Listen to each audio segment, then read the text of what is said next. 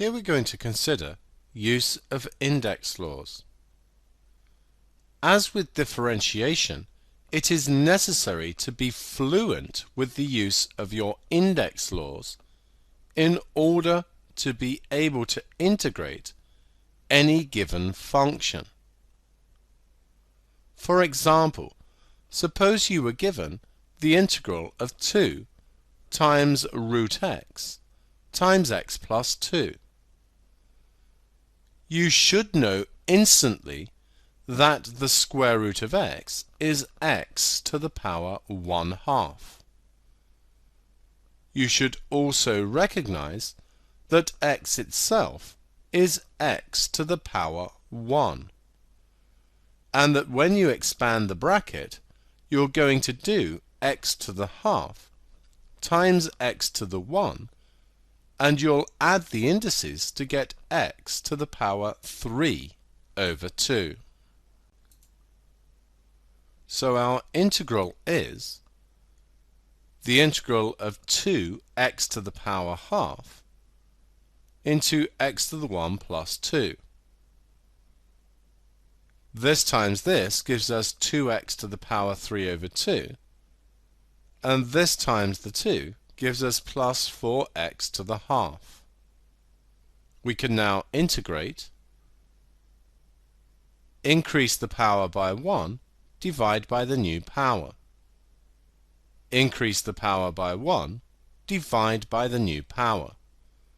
Of course, we're dividing by fractions, so we turn upside down and multiply, and this gives us 4x to the 5 over 2 over 5 plus 8x to the power 3 over 2 divided by 3 plus a constant. Another example would be the integral of x plus 2 over the cube root of x.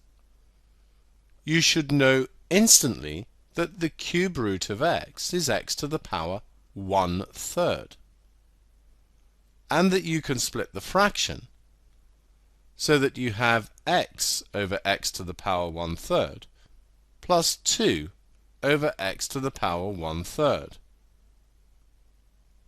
Here we would subtract the indices, giving us x to the power 2/3, and this could be written as 2x to the power minus 1/3.